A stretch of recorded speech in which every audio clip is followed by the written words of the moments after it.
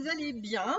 Pour tous ceux qui ne me connaissent pas, je suis la Parisienne du 8e, la créatrice du mouvement Do It Yourself, Self-Injection, c'est-à-dire qu'on se pique soi-même, on s'injecte acide hyaluronique, Botox et toute autre vitamine qui permettent de rester jeune sans pour autant aller dépenser des fortunes chez les professionnels.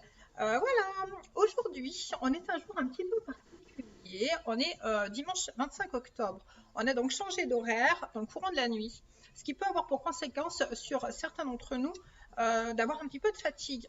Et qui dit fatigue dit parfois apparition de cernes. Donc vous l'avez compris, aujourd'hui dans cette vidéo, je vais vous parler des cernes, comment les traiter, comment les atténuer avec ou sans injection, pour ceux qui ont des cernes régulières, pour ceux qui ont des cernes qui n'apparaissent que de temps en temps, etc., etc. On développe, on passe à la pratique.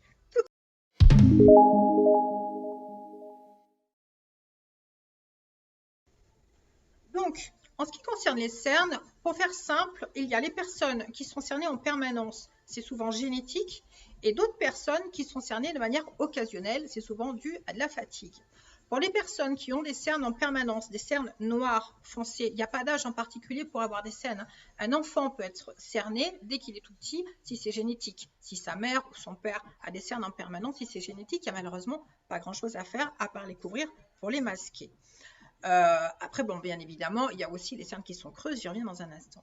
Pour ceux qui ont les cernes occasionnelles, c'est un manque de fatigue, c'est un manque de vitamines, c'est dû à la fatigue. Donc, les vitamines C, B12 et des vitamines du fer essentiellement les atténueront. Donc, faites des cures de fer quand vous êtes fatigué, vous verrez que les cernes s'en vont. Je vais maintenant parler des cernes qui sont creuses. Donc, c'est une morphologie spécifique. Moi, je n'ai pas de cernes, j'ai la chance d'avoir, voilà, de ne pas avoir les yeux trop creux. Voilà. Néanmoins, quelqu'un qui a des cernes creuses, qu'elles soient foncées ou pas, pour atténuer le creux, je vous déconseille vivement d'injecter directement dans le cerne. Ça va avoir pour conséquence de créer une sorte de poche d'eau. Et ça va gonfler ici, ce qui va faire, quand vous allez vous mettre comme ça, ou quand vous allez sourire, le fait de mettre du volume ici, quand vous allez sourire, ça va fermer votre œil. Ok? Donc, cette zone-là, je vous déconseille vivement d'y injecter quoi que ce soit, sauf bien évidemment les catégories 1 de produits, donc piqûres en superficie, pour atténuer rides et ridules. Voilà, avec par exemple de l'acide hyaluronique 3%, d'acide hyaluronique 2%, du skin repair, skin firming, ça ne pose pas de souci. Mais je vous parle de produits de catégorie 2 qu'on injecte profondément pour mettre du volume, je vous le déconseille vivement. Sauf au niveau du cerne, sauf si vous injectez au niveau de la pommette. Par exemple, vous insérez votre aiguille ici et vous injectez, donc vous faites passer en profond dessous et vous injectez au niveau du cerne à l'intérieur, ça va le combler à ce niveau-là, ça ne posera pas de souci particulier. Et si vous piquez dans les pommettes, le fait de donner du volume ici, ça retend sur les sillons nasogéniens et ça va retendre aussi au niveau de votre cerne. Donc, c'est du trompe-l'œil, c'est pas d'injecter là où forcément il y a le souci, c'est d'injecter autour de manière à créer du volume autour et à tendre la zone. Ok, donc pour tendre ici, vous connaissez les produits, c'est soit du gel implant, soit du nucléophile strong par exemple. Voilà, ça vous avez des produits et les vidéos précédentes pour vous guider là-dessus. Il existe néanmoins la possibilité d'injecter dans les cernes de manière, comment dire, moins embêtante, c'est-à-dire si pour pas créer, pour injecter malgré tout du produit de catégorie 2 dans les cernes sans utiliser l'aiguille, on peut utiliser la canule.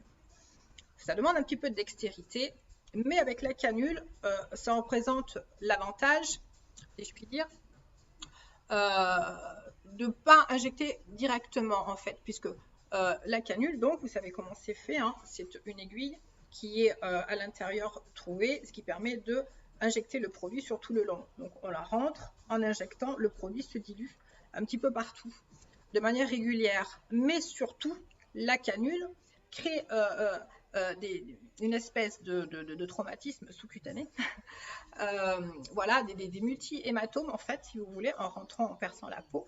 Et donc la peau, pour se défendre, crée du collagène. Donc ça la stimule, ce qui fait que l'aiguille, enfin la canule, même s'il n'y a pas de produit dedans, le simple fait de créer un traumatisme sous-cutané, ça produit du collagène et donc elle se retend. Donc, même sans produit, avec la canule ou une aiguille, vous amusez à faire ça avec une aiguille, comme avec le derma roller, même si vous mettez rien, le fait que la peau soit agressée, elle produit du collagène et donc ça la retend. La canule, il faut un petit peu d'extérité, il faut surtout avoir la poigne d'un homme.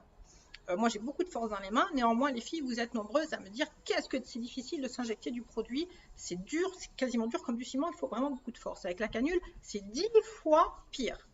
C'est encore plus compliqué d'injecter parce que l'aiguille est plus longue. Il y a plus de produits à l'intérieur. Il faut encore plus de force.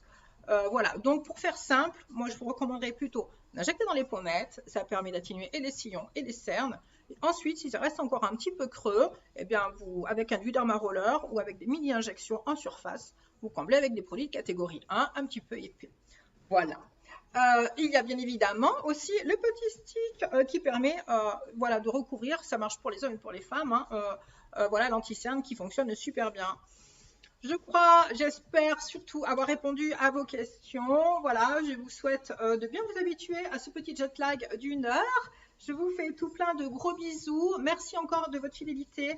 Je tiens à remercier aussi les médecins qui m'ont salué sur mon professionnalisme quant à la vidéo que j'ai postée la dernière fois à propos du fait de tirer voilà, sur la seringue, où ils me disaient que, au-delà, effectivement, du fait que ce que je disais était totalement vrai, il fallait en plus que la seringue, de toute façon, et ça c'est vrai, je voulais vous le dire, j'ai oublié, fasse au moins 5 millilitres, et que de manière à ce que quand on tire sur le piston, que ça puisse créer une aspiration. Donc la seringue de 1 millilitre en plus qui est remplie ne peut pas du tout créer l'aspiration. Donc merci à vous, chers médecins. Voilà. Merci à vous tous Picomaniacs qui me suivez, il y a de super fidèles, vous êtes plusieurs milliers d'abonnés maintenant sur mes réseaux sociaux. Je vous fais plein de bisous, je vous adore et à très vite pour une prochaine vidéo. Soyez beaux, soyez belles, à bientôt.